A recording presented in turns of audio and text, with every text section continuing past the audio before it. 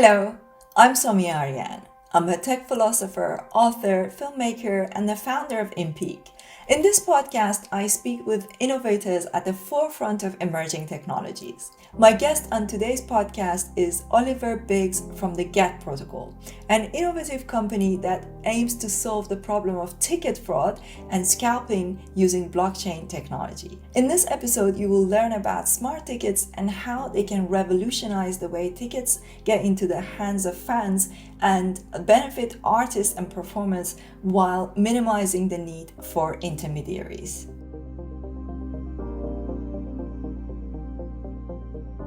So, Oliver, I listened to your podcast interview on overpriced JPEGs. That was a few months ago.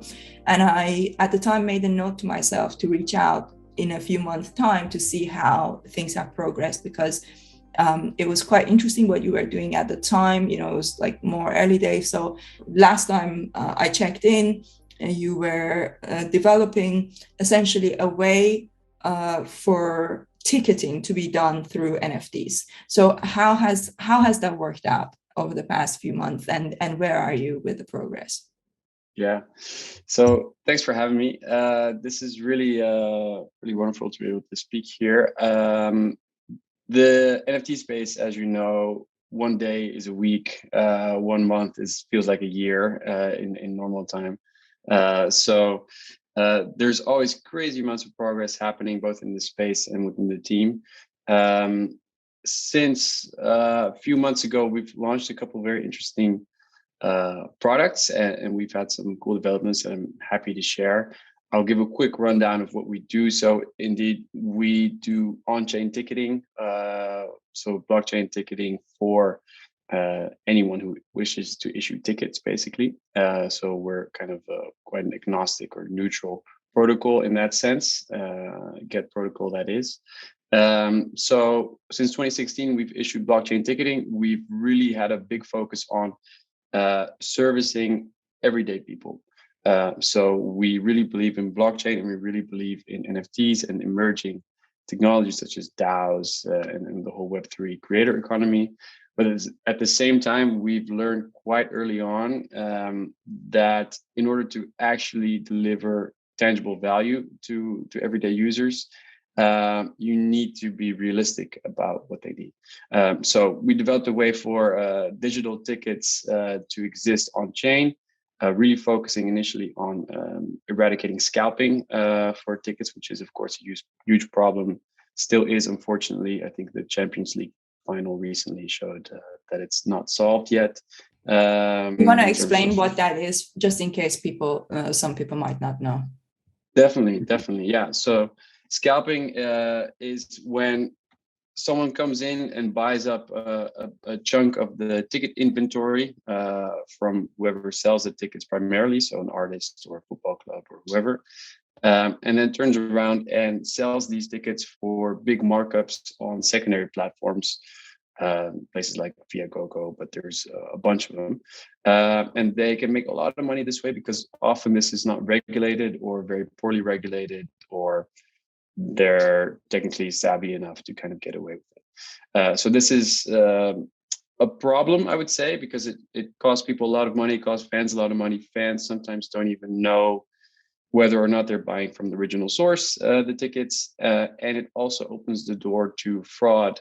So I think in the example of the recent Champions League final in Paris, a lot of fans showed up, having bought a ticket for more than €1,000 from one of these resale sites. And the downside is that on top of paying that much money, which it's not worth initially at least, they also have no clue whether their ticket is actually real or counterfeit. So they show up to the gate, the scanner doesn't work because it's a fake ticket, and they've paid so much money on travel, and they have to miss the game in the end. So these are all problems that are solvable, is the good news. By adding taking the core benefits of blockchain technology, which in my view is transparency and accountability. Those are extremely relevant for the ticketing industry. So adding that on the flow of tickets in the mainstream can eradicate scalping and can also make sure that fans don't have to live in that shady gray area where they don't know whether their ticket is real. So do you think that there is a way to do what you're doing so that the audience and the managers of those, teams or those artists don't need to even know that they're interacting with the blockchain? I think that the key to blockchain adoption is if we don't have to actually keep thinking about, so if you think about the way that we use things like email or social media, we don't wake up every morning thinking about, oh, I'm now interacting with this protocol, on the internet, right? Whereas with blockchain, it's so confusing for people. I was looking at the learning material that we have on our own platform. It can be so overwhelming for somebody coming to the space to kind of think about, oh, layer ones and layer twos, and there's all of these terminologies, it's really, really complex. And I think we take it for granted how complex it is. So have you been able to solve the problem of counterfeit in ticketing? How have you approached that, or have you thought about that?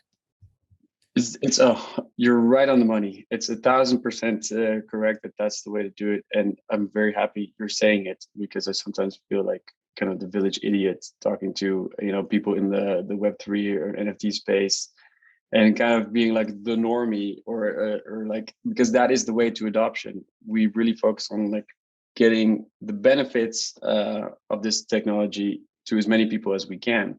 And that means hiding away and obfuscating the complexity, because there's no, we care about the tech, internally, we brag about it to each other, oh, this is great, this is cool.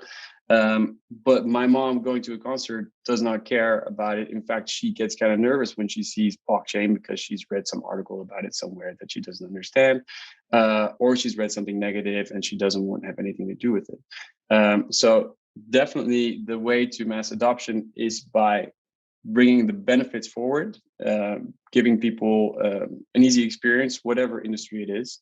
And then afterwards, you can say, okay, by the way, this was done by X and Y. But that's 100% the way to do it. And that's our approach as well. We learned early on that bragging about blockchain doesn't have any benefit. Even in some event organizers might be interested in it. Some artists are really progressive, or really want to do cool stuff, want to set up their own DAOs maybe with their fans. And we're all for it, and we can help out, and you can even use tickets to do that. But 9 out of 10 times, you just want to get people into the venue and have them do so in a better way. So that's the way to do it. We kind of provide it in an optional way. So all our tickets are on chain. In an average setting, if people buy tickets from any one of our integrating partners around the world, they will just buy a ticket like they're used to now. They pay in fiat. They have a wallet app that they can see the ticket in. They show that at the venue and they get in. So they don't know that it's blockchain based. They can, however, if they want to, switch a toggle in their app to say, show me my tickets on the blockchain. Then they can see the specific NFT that they have. They can see the life cycle of it. So they can also see, okay, this has been resold before for X and Y price, or okay, this is where it comes from. This is a legit ticket. And if they want also, they can fill in their wallet address. And then the moment that their ticket gets scanned at the venue, their NFT is sent to that address as a collectible. So that's all optional. It's in there. But right now, I think where we are with the world, people are starting to understand it. But we need to be, I think, in terms of adoption, in that kind of hybrid sweet spot where it's available, but it's not forced. Do you use the term NFT when you are issuing these tickets? Do people? So let me ask you this, because I haven't actually interacted with your platform, and that's something that I would really like to look into more closely. But one of the things that I always explain to people is the way that you know that you are interacting with Web3 is that you are using a wallet rather than logging in with your username and password. Usually, like that's one of the ways that is like the hallmark of, Web3, right? Right. So do people have to have a wallet to purchase? Okay, how does that work then? Yeah, so that's a very valid point, and I think that's kind of the one of the big philosophical, not a debate, but the choices currently with NFT ticketing, especially the new players coming up. Everyone's starting to see the use case, which is great. Everyone who gets into NFTs after all is like, okay, the art's cool. What else can we do with it? And then ticketing makes sense to a lot of people, which is great. And then I think usually what people assume, if they at least come from a sort of a Web3 background, is that they want to use NFTs as an access token to an event. There's more and more of those projects popping up. Some are very cool. Some are actually starting to work very nicely, but they all require having a MetaMask or Rainbow wallet and kind of being savvy in that way and having a seed phrase somewhere. That's still not scalable. We don't require that. The flow for anyone buying a ticket from any of the ticketing companies using the protocol is simply they just go to the website of their artist. There's usually an embedded ticket shop, and all they need in terms of sign up is just their name, an email address, and a phone number. And then the phone number and the device number is actually what's connected to the ticket initially. So that's where it lives, supposedly, and that's how you connect also to the corresponding blockchain ticket. So there's no need for a crypto wallet. Okay, so and they pay with fiat? Yeah. Pay with fiat, just like you're used to. You can pay in dollars or yen or euros, depending on where you are. That's no problem. It's exactly what they're used to. And then the ticket gets assigned to them, to their corresponding phone number. NFT gets minted at that point. And then if they want to receive the NFT as a collectible or for sort of Web3 utility post-event, then they can also fill in their profile, their wallet address, and connect it that way. So it's an optional feature in that sense.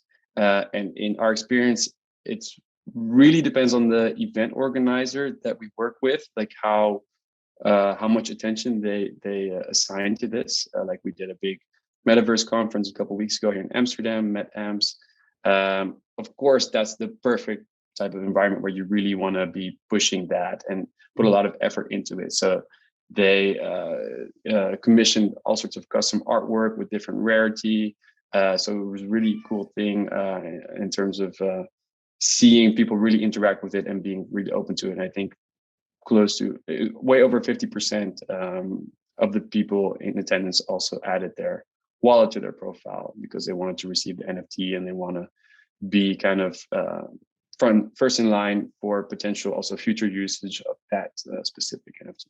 And you use the term NFT, or does it say like, would you like to receive a collectible version of this? It's a good question. The toggle says claim your tickets as NFTs, and then below you can also switch on show NFT index and blockchain links. So that's where you can really see.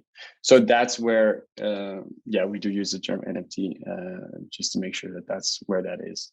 Do you think that in the future, as we become more and more adept in using these technologies, do you think that the term NFT will stay around? Or like, for example, definitely terms like crypto is now tainted. Obviously that's why we've created Web3. It's a better way of, explaining. I don't know if it's a better way, but definitely a better way from a marketing perspective. Like now I'm using Web3 and the metaverse quite a lot. NFTs, people still are a little bit, because of it's got some bad press around it. Crypto is definitely tainted. DeFi is tainted quite a bit, Yeah, because I feel like NFT is such a catch-all term. It's like, used for everything. Like everything is non-fungible. From your conversations with, let's say, artists or their managers, like different types of groups that you talk to, do they ever say like, let's not use the term? Not yet. They haven't said it yet, but I think we're definitely headed there. I think very valid point about the broadness of NFTs, and I think we're almost we're at the precipice of it being just too broad, where it's a generic thing. It's like using the term MP3 for songs when that was kind of what it was.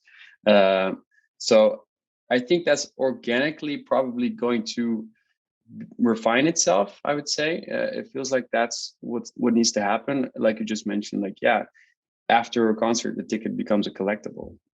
So maybe you don't want to keep it as broad, and maybe you want to hone in on what it actually is and be more specific about the benefits, and that way get more people to actually be on board.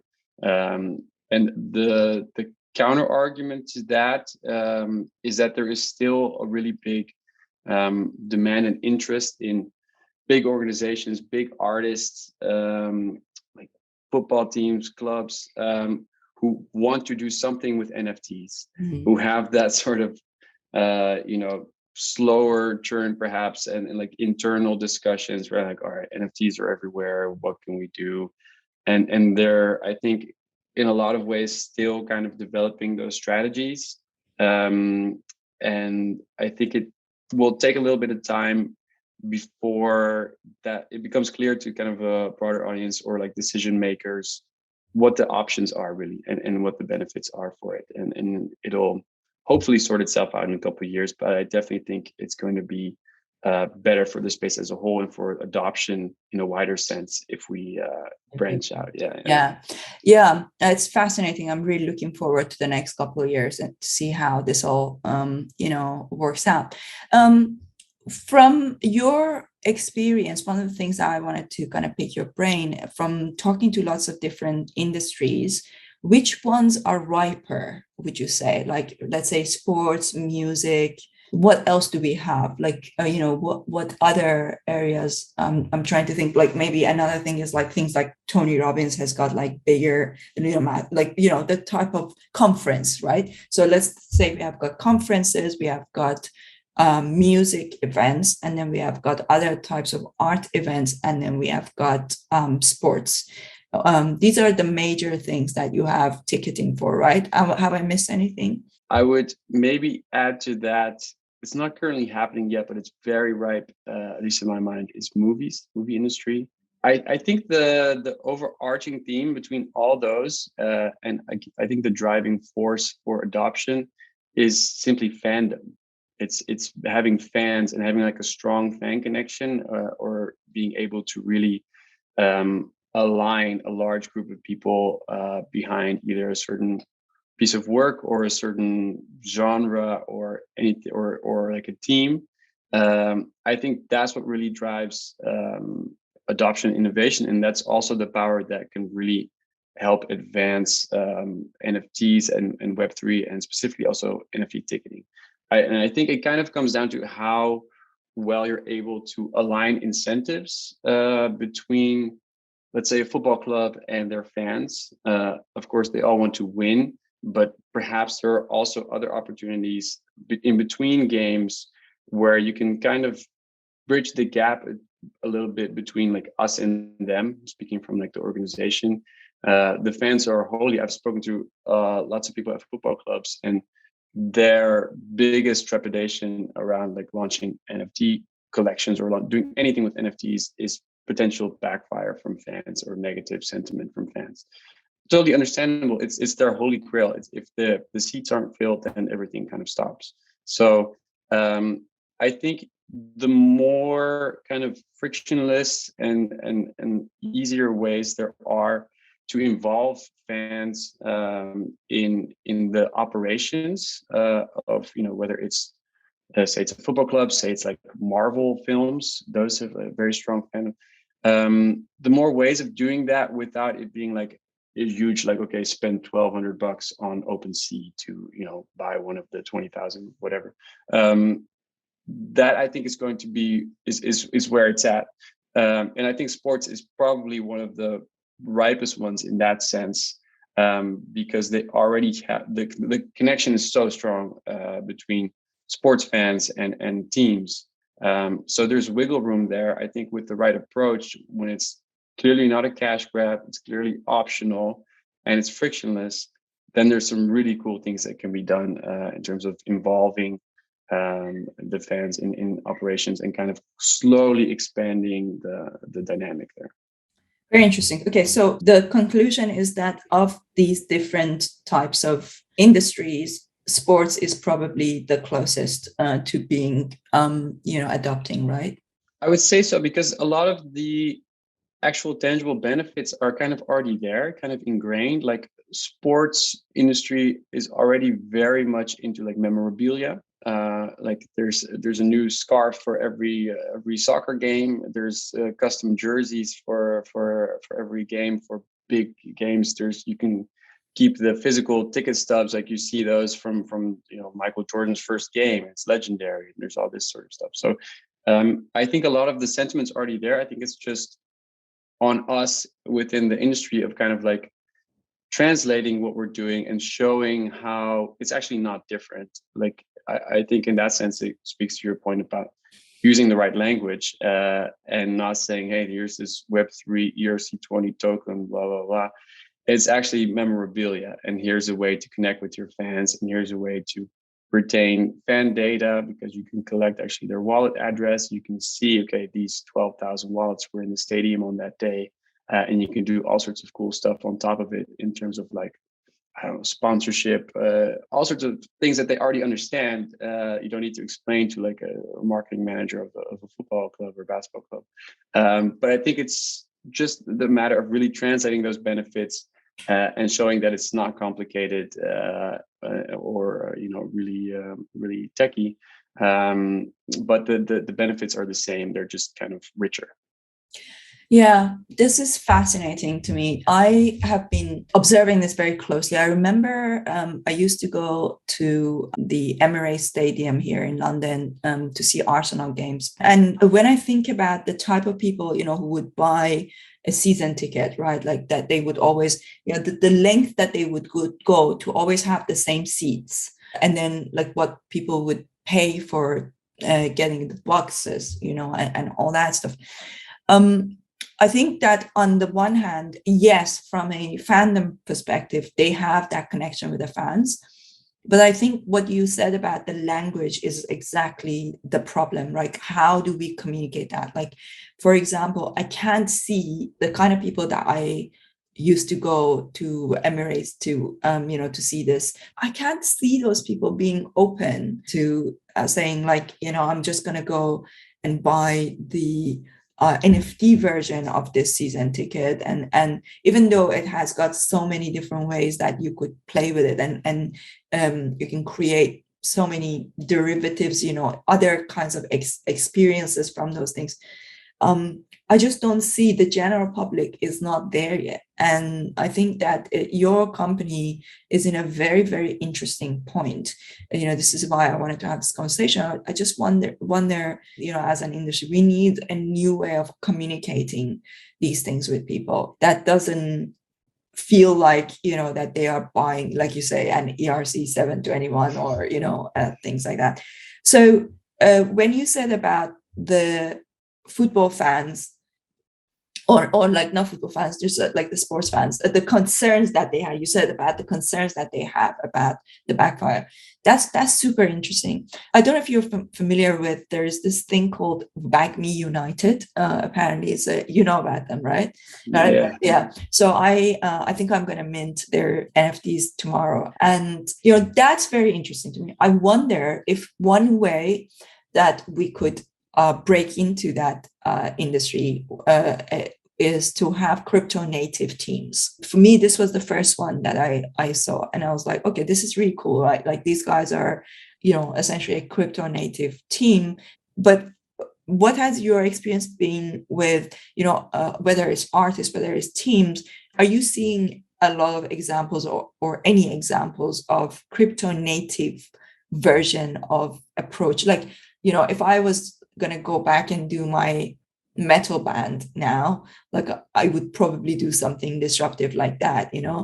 Great question. It's a great example also. Yeah, I'm following Wagner United for sure, and kind of seeing where that goes.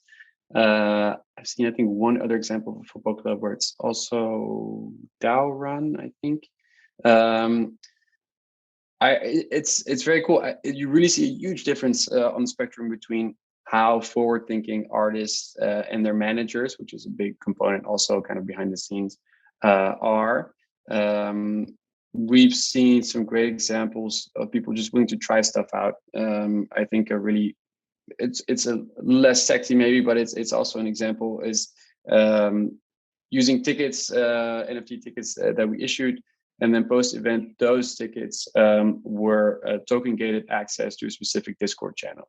So you could be in touch with the artist through that way. And the artist from that side then knows, okay, this is my fan base in London. This is my fan base in Antwerp. This is my fan base wherever.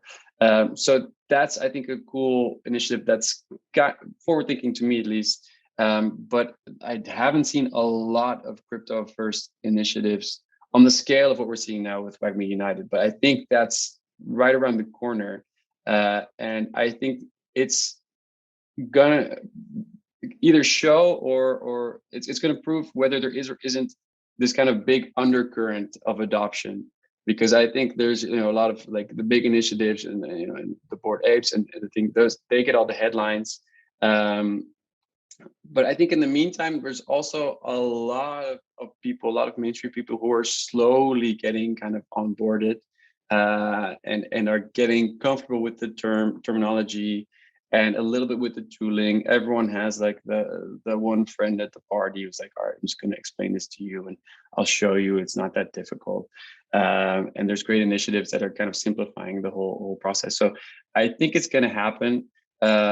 Just to make it about me again, my apologies for that, but we do really see that tickets are a great example for this. So it's kind of a great vessel of kind of doing like Web 2.5, where, okay, your ticket's on the blockchain somewhere, you've used it to get in, you might not know it, you don't need to know it, but you might one day be curious about it, and then kind of you can still go back and find it and say, oh yeah, this is cool. And like we work with the Dutch basketball team and we do evolving collectibles for them. So post game, we change the NFT image from like their logo to an actual action shot from that game. It shows the score of the game. If they won, the image gets a green U over it. That's kind of a simple way of like building up collectibles, and fans who might not even want to use them now will one day kind of start to look back like, oh, that's kind of cool. And maybe next season the team can say, okay, everyone who has 5 or more tickets from last year can get early access to the season tickets for next year or something like that. So I think it's kind of headed in that direction, but I think the trick is now to go in that hybrid sweet spot and kind of offer it without cramming it down people's throats at this point. I see also there's so many things that we do traditionally in sports, for example. Like I remember, again, one of the things from my football experience, the reason why I keep talking about this football experience, I come originally from Iran, and in Iran, women are not allowed to go to a stadium. So when I came to the UK, this was the first time I was ever able to go to a stadium. I had never seen inside of a stadium. So it was so fascinating. So I took note of so many different aspects of the culture and the things that was so different, that was so new to me. So one of the things that was fascinating was like before the game, if you went to have dinner or lunch or something before, in the areas that they have, they bring you these pieces of paper, and you can make some predictions about who is going to score, at what time they would score, and then you would bet on it. And if you think about something like that, if something like that was done on the blockchain, and as a fan of that team for however many years, let's say 5 years, 10 years, 20 years, you've been going to the same stadium, you've been doing the same thing. Look how fascinating it would be that, like, when you do it on a piece of paper and you go home, that memory is lost. Like in 10 years time, in 5 years time, you don't have that anymore, like that's gone. But if imagine if in 5-10 years time, you could look back on the blockchain and you could see, or you had your like portal, for that online, like for example, like I have a Moonbird, and one of the things that they're doing with Moonbirds is that if you go to the different Moonbird events, you get these PO-apps, and then then eventually it shows that your Moonbird has traveled to these places and done these things. And in a similar way, if you could do something like that, where every time you make those predictions, whether you get it right or wrong, like that, then in 5 years time, in 10 years time, like that's such a beautiful thing to pass on to the next generations, and think, that like my dad went into this, or my mom went into this, and she made these predictions, and look, this was like how many times she got it right, like all of those things. I think all of those are the kind of conversations to have with these brands, with these companies. One of the companies that I worked with for the past 6 years, I've been working with Steinway pianos. And like yesterday, I had a long conversation with the CEO in New York, and I was explaining to him all of these different ways that NFTs could be useful for creating value, long-term value for the people who buy these Steinways, or who want to associate with the brand in some ways, beyond just like buying the piano, taking it home, tuning it every 6 months, and like playing it, right? So have you had these types of conversations with people in music, or sports, or all these other areas? And when you talk to them about that, does it get their creative juices going? Do they also look at it and say, oh yeah, these are all the different ways that we can use it? Or is it that it has to be more of a one-way thing from you to them? Yeah, definitely.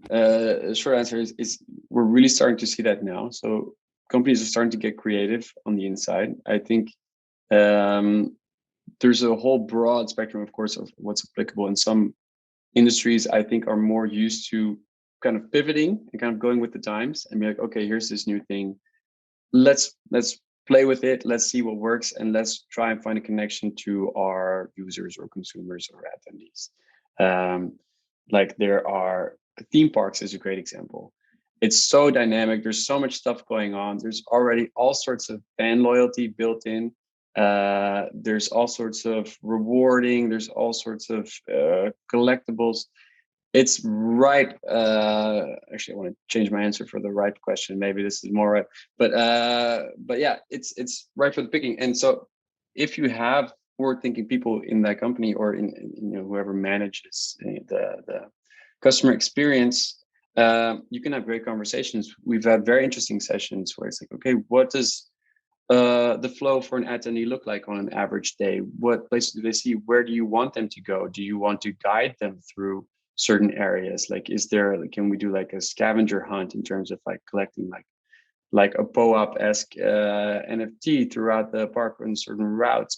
Are there benefits there? Do you want them to avoid certain spots throughout the day? You can really do like some sort of crowd management tools that benefit like safety, which is like a theme that's people may not associate with the NFTs, but there's a way to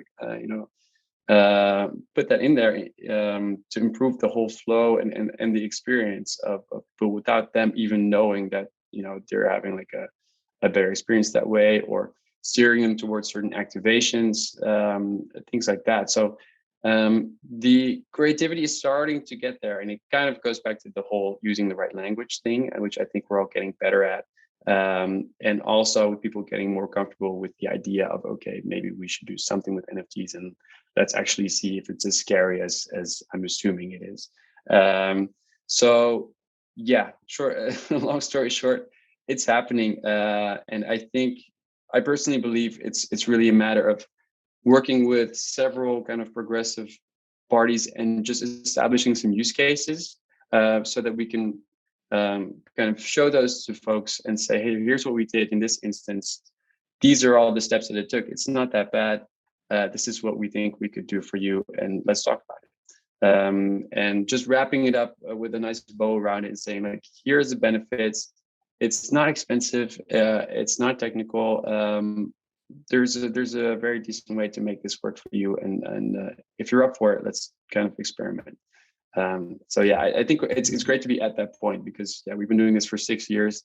It definitely wasn't at that point 6 years ago. We've gotten some weird stares and some glossy eyes throughout the years. But right now, people are way more open to figuring out how this can work.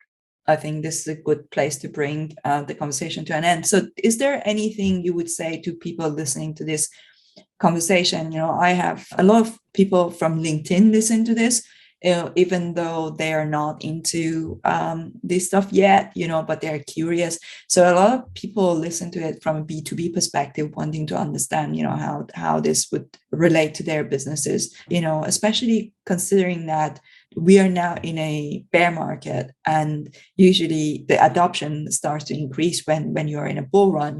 Things are, people see, oh, like crypto prices are going up, or NFTs are so exciting, and people get excited by the possibility of making money in this space, so they become more excited about that. So what would you say to people listening to it now in this time, and people maybe listening to it 6 months down the line, a year down the line, where things will change? What would you say to them about the fundamental reason why they should pay attention to this technology?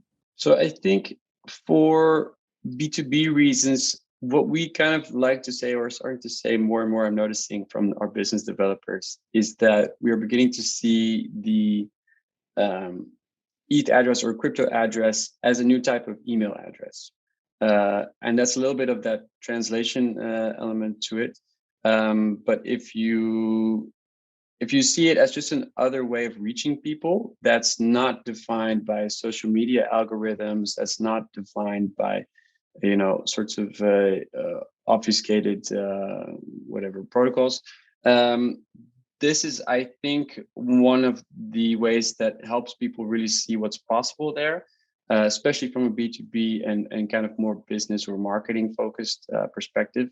Once you can kind of make that leap mentally, you can kind of start to see the potential slowly. And the nice thing about crypto wallets is that they're all public, they're all on chain, they're all visible.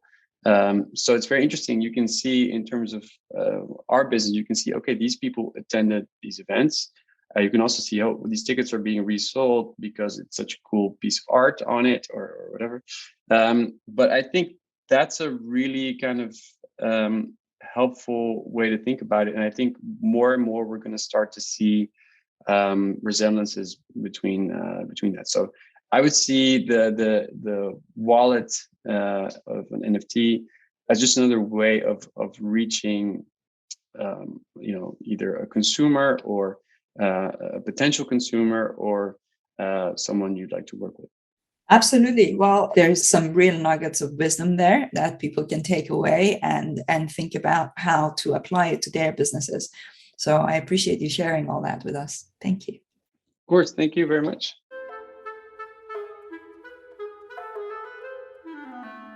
I hope you enjoyed this conversation with Olivier Briggs of the Get Protocol. Be sure to follow their company on Twitter at Get Protocol and keep up with their future developments. If you enjoyed this podcast, be sure to subscribe to it on Apple, Spotify, or any other one of your favorite podcast channels. And don't forget to give it a 5-star rating and write a review. Finally, be sure to check out impeak.xyz and the fantastic educational sessions that we have on emerging technologies and all things Web3.